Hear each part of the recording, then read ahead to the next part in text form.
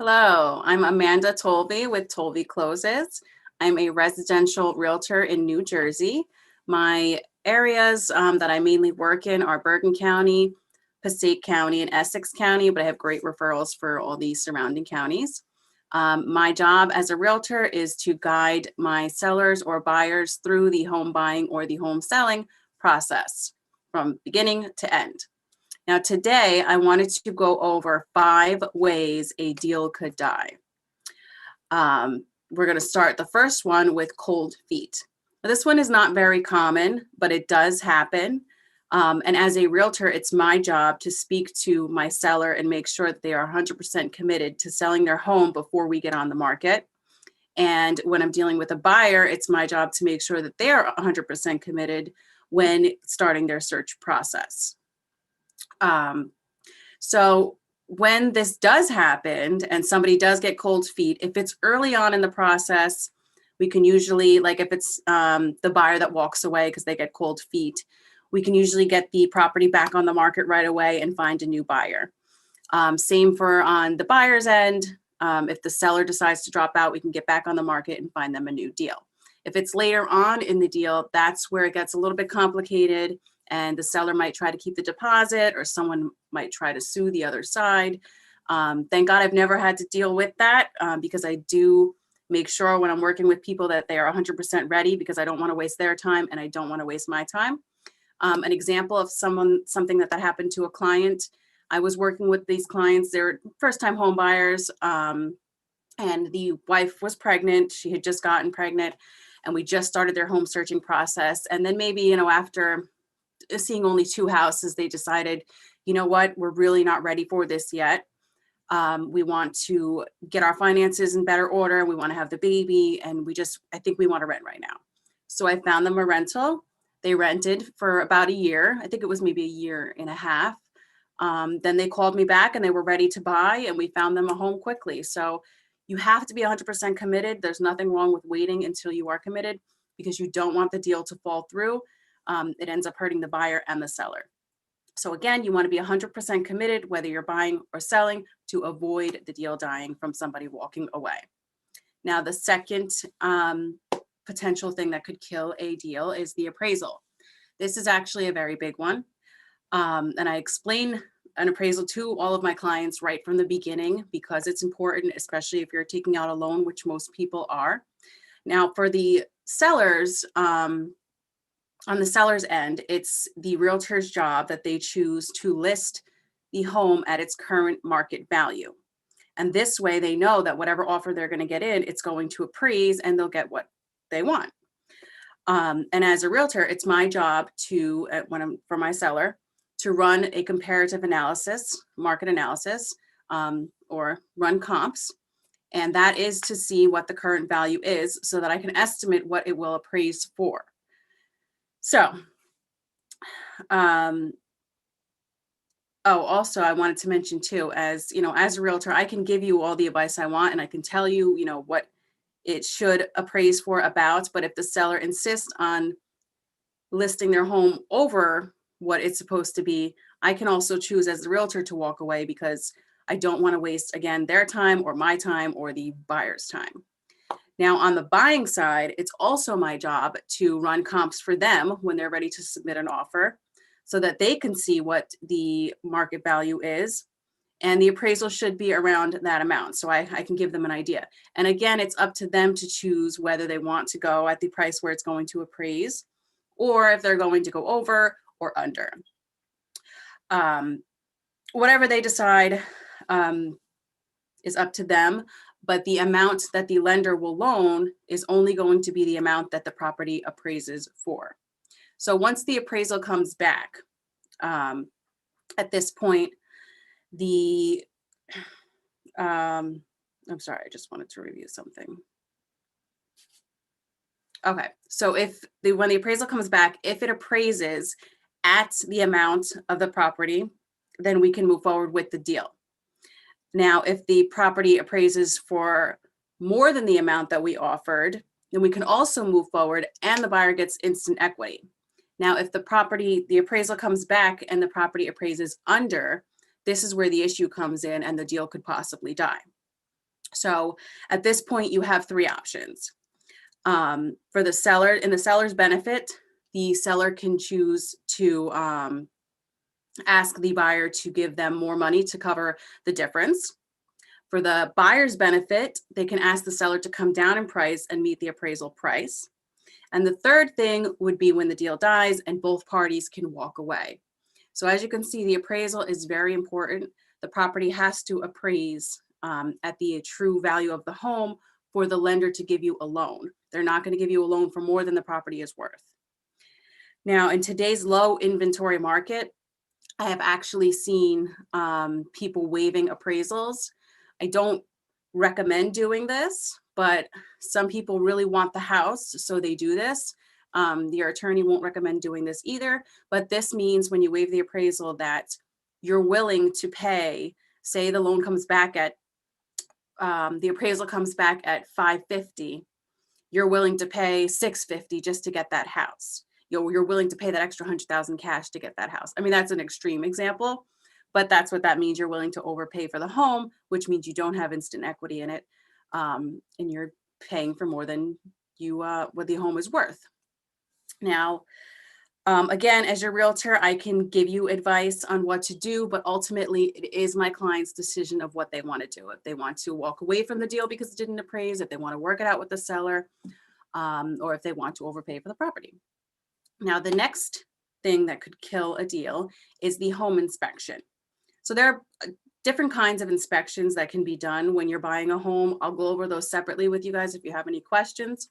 But for now, we'll just stick to the basic home inspection. Now, every buyer has a right to an inspection before they purchase the home because they have to see what they're getting into.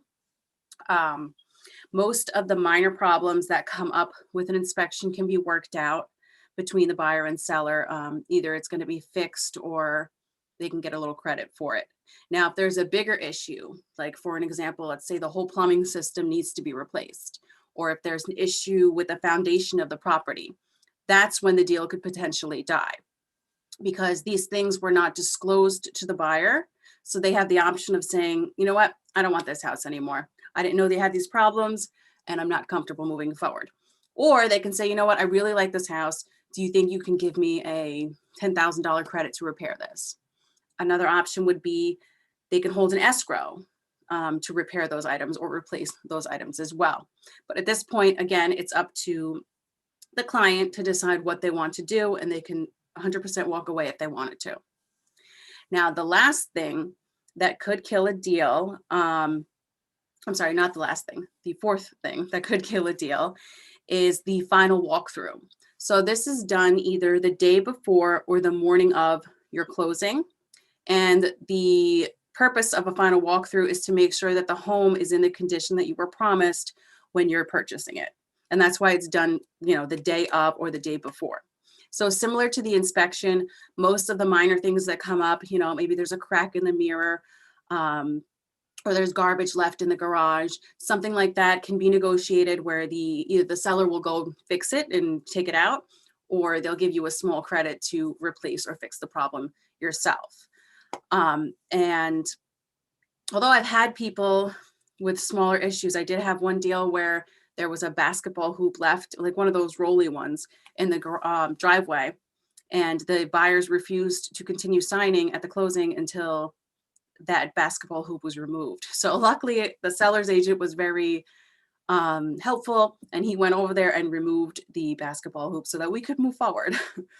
But this, again, if there are bigger issues, like for an example, you're doing your final walkthrough, you turn on the air, and it turns out the whole central air system is broken, that would be something where you could walk away, or again, you could ask for a credit or for them to replace it.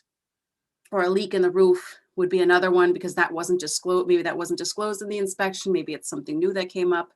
Those kind of major issues will give you the right to walk away from the home or have those things fixed or replaced by the seller. And the last thing I wanted to talk about is financing issues. These things could kill the deal as well. This is really more out of the seller's control, but in the buyer's control and the lender's control. Now, as your realtor, I connect you with the resources to help you choose a lender that is thorough and that is good and that will really dissect your finances before we get that far in the process. But at the end of the day, it is the buyer's responsibility to disclose all information to the lender so that later on in the deal, when we're in the process of getting the mortgage commitment and you're in underwriting, they don't find anything that could kill the deal. An example of something like that, maybe the buyer failed to mention that they were in bankruptcy a year ago. Could kill the deal. Maybe the buyer failed to mention, and it didn't show up, that they have 2 other open mortgages. That could kill the deal as well, because now you're messing with your loan amount that you're able to afford on the new loan. And I did have a deal once that someone had a bankruptcy issue, but it was 7 years ago, and there was a mortgage that was just, actually it wasn't open, so it wasn't this guy's fault. It just wasn't discharged. But we ended up doing some digging, and I actually had to switch them to a new lender at the end of the process, a week before closing. But we did it, and that lender was able to help them and fix them. So they originally came to me with their own lender, and then I was able to refer them to a different one who was able to help them better.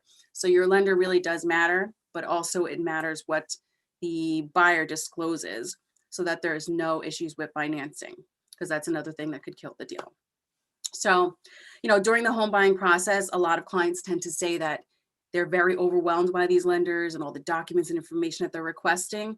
But in their defense, they're doing it to protect you and to protect the deal. So just bear with them. If you have a solid loan, you will have a solid closing. So those are basically the 5 examples of the major things that could happen to cause either party to walk away from the deal. And again, just to go over those, the first one is the buyer or the seller having cold feet. Number 2 is the appraisal not coming back correctly. Number 3 is the home inspection gone bad. And number 4 is the final walkthrough issues. And number 5 is the financing. So if you guys have questions on any of these, or if you are beginning your process and you need a good realtor to work with, you can contact me, and I promise you I will make sure that we try to avoid these things at all cost. Do you guys have any questions for me? I don't have a question, but I do have a story. When we did the final walkthrough, and thank you, Amanda, for that presentation. First of all, it brings back memories of getting the house. When we did do the final walkthrough, we found out the refrigerator upstairs was not functioning. And they said, oh yeah, it's unplugged because no one lives up here. So we decided let's plug it in. And we waited and walked through the house, went downstairs, went back upstairs, and that thing was not working at all. So then at the closing, we negotiated an extra, I don't forget how many hundreds of dollars for a new refrigerator. And that was at the closing where we negotiated getting a new refrigerator. But if we hadn't done that final walkthrough, we would not have known the refrigerator was not working. Correct. And in most cases, those things can be, you can get a credit unless you have a seller that just is being stubborn and doesn't want to help. But like those type of things, you're supposed to, have the refrigerator, the stove, those things should be working when you buy the home. I love all those points that you brought across too, as well, because I mean, if you don't have that first, if you don't even get that first part ready, I don't even see how the rest is going to work out. And people sometimes don't think about everything before they make a major decision, like selling their home or buying a home. It's like, oh, somebody said the market was good, so I'm going to go buy a home right now. The interest rates are great. I'm going to go buy a home right now. But then they don't think about all the other dynamics of their life, because a home is like a big responsibility as well. Yep, it's a big responsibility and a big investment that you have to be, ready and committed for. I mean, you're moving too. You're moving yourself and your family, whatever the case may be. So you have to be committed. And like you just said, with the market, that's what, a lot of people are like, oh, now is the time for me to sell. Well, let me sell. Well, make sure you're 100% ready, because you don't want to have this buyer here and then you walk away from the deal and then everybody's upset. Right. And then, well, and once you create a bad experience, it's like so hard to kind of recoup from that, especially if you plan to do it in the future. But yeah, like, let's talk about the appraisal part. How does that really work? How's that appraisal? As you said, there are like several parts to an appraisal, right? Well, there's one inspection, one of the two.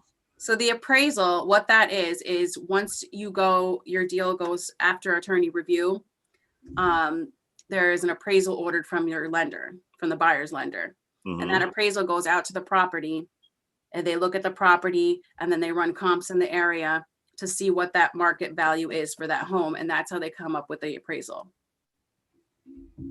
Okay. All right. And so the lender that's doing that. And so sometimes the appraisal doesn't match what you list the house for.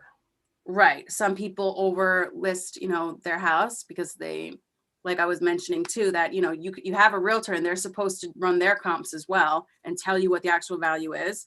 But especially in today's market, sometimes they're pricing things over what they really should be. And right now, luckily, there are buyers buying over what they should be. So, it works out, but it should really be priced at what the actual value is. And then, if you get multiple buyers, then maybe somebody, will have a bidding war and the person who's willing to pay more gets the house. So, I mean, I feel like that feels very kind of slight, because if it's like going to the store, and this is how I'm seeing it, and I might be wrong. Okay. I might be wrong, but it's like going to the store and you see a vase, and the vase says on the tag, the vase says $20. Mm-hmm. And somebody goes, okay, I'm going to buy it for $200. Mm-hmm. Right? Does that change the value of the vase? No, right? They're going to pay 100 and whatever, I can't do math, $180 over.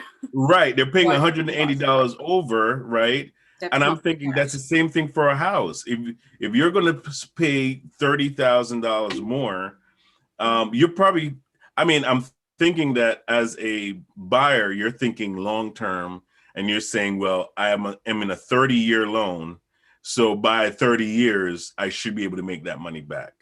You hope that property values go up. And I think they are, in this, especially, in this market, because the houses are so, desired. But I just don't know. Like, it depends how much more you're going over. If you're going over 15,000, okay. But if you're going over like 100,000, then you got to start worrying, because I don't, but maybe that's their lifelong home and they don't, they're not planning on buying it to, sell it again. They just want to live there and they want to give it to their kids. So, it just depends what you're really looking for too. I got something to say about that too, though, because think about it. How many plans do we have like that end up really perfect? You know, like for instance, you buy a home and you know, oh, so in love and this is great. And then like 10 years later, I hate this dude. She hates me. Mm-hmm. That house now becomes a den of lions. Right? So it's like, so you can't even predict, you can't say, I'm going to predict that I'm going to live in this house for the rest of my life, because life happens, right? Right. Life happens. So you got to say to yourself, if life happens, what am I going to do with this major investment? Mm-hmm. And that goes back to the committing. You know, you have to make sure that you've thought of all these things and that you're really committed and you know what could possibly happen in the future. Exactly. And you have to walk people through those like kind of thinking, scenarios, make sure they're prepared for that. Because I don't want them coming back, you know, 2 years later, well, you didn't tell me that I was going to get a divorce, you know. I didn't know. How could you not know that, you know, this wasn't the guy for me, huh? Yeah. I'm a realtor, not a counselor, okay? Yeah, similar. So now you got to walk in with Whitney when you sell a house and make sure. Absolutely, yeah. Like, does this couple look stable to you? Yeah, let's go into the inspection aspect of it. So what does an inspector, let's say, somebody that doesn't know anything about real estate or the market, it comes time for an inspector to go in. What are some of the things that could smash a deal under the inspection? So the home inspector, they go into the home and they make sure everything is good and working, but they also look for any things that are damaged. And that goes back to the, I know I talk about it a lot, the FHA versus conventional, because the FHA loans, that inspector is going to point out, I mean, you can't even have like no railings on the stairs, things like that. You can't have for the FHA, but the conventional, that's okay. But they're looking for, you know, if there's, like I mentioned to the central air, if that's working, if the heater is working, if there's, you know, all the doors are working correctly. They're literally just going and making sure everything is working. The electric box, they're going to make sure that's working. Cracks in the foundation. Making sure that they're turning on the cracks in the foundation. They're turning on all the faucets, all of that stuff, making sure that's working. It's literally like, it depends on the size of the house, but it could be an hour to 2 hours long. If it's a multiple family, it's going to be longer than that. And then what they do is they print up this report that's, you know, pages long, and it just has pictures of everything and explanations of things that should be replaced or things that don't need to be replaced. But it's really great for buyers. And that's why, like, I would never, and I think I mentioned it, that sometimes they're actually waiving the inspections now. Right. You did mention that. That's why I sat there. Not something you want to do. I say, I'll recommend, if they want to be aggressive with your offer, just say that I'm doing the inspection for information purposes only, and I won't request any repairs unless it's a major issue. Right. Yeah. Because from my understanding of it, if you don't get an inspection, especially my two main things are roofs and foundations, right? And if those two, if there's a major problem with the roof or a major problem with the foundation, you really want to know. Right. Because that could be thousands of dollars, right? Yeah. And that's where you'll want to either ask for a credit or walk away if you can't. My question is on the appraiser and the inspector.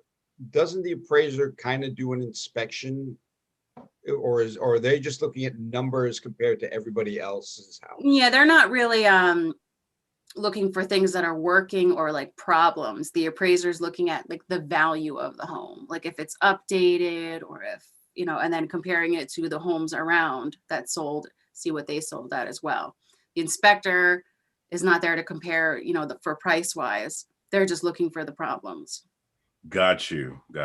And so I would see where I would want to have an inspector. Of course.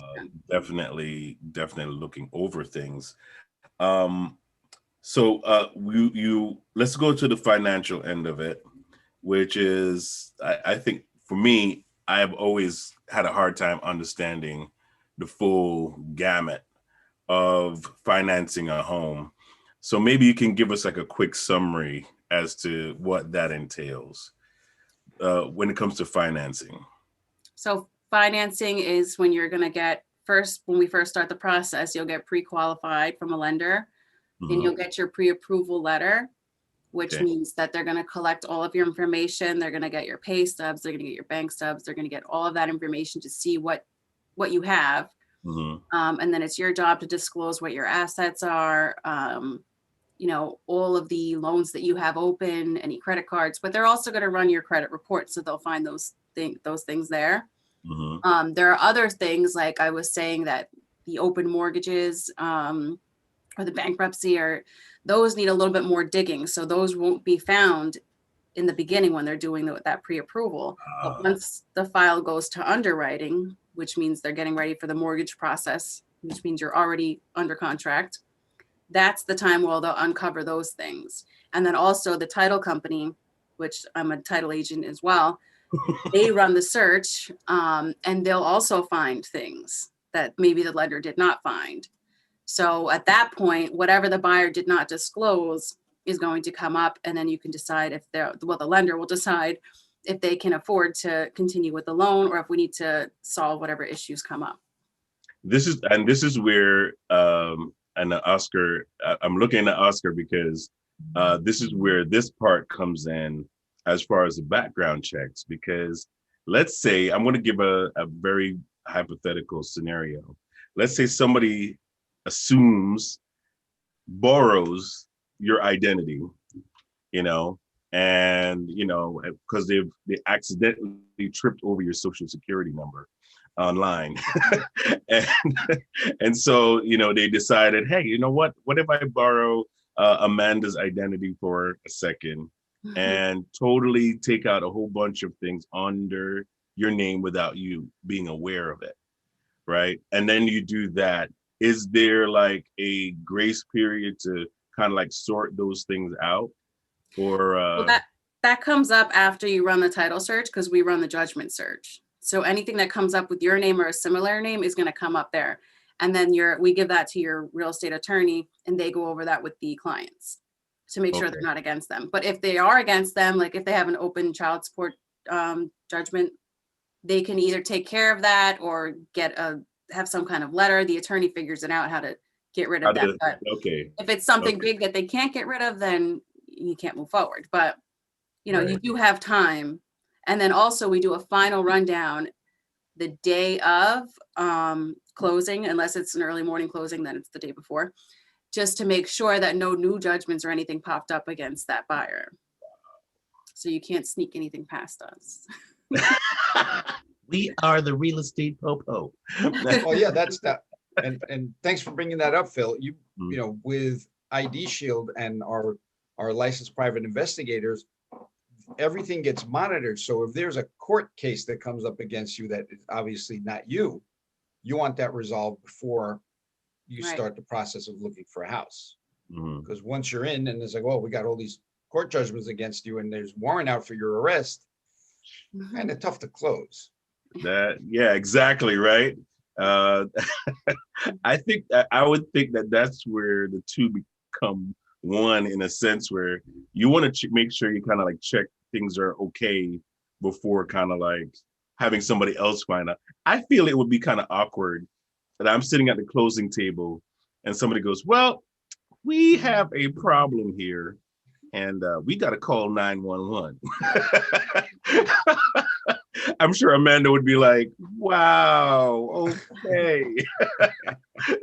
There goes my commission today. They were such a nice couple. But Amanda, thank you so much again. Like I said, Amanda is the best realtor in New Jersey. We have voted her in, right, Oscar? She is voted in the #1 realtor in New Jersey. So you want her on your side.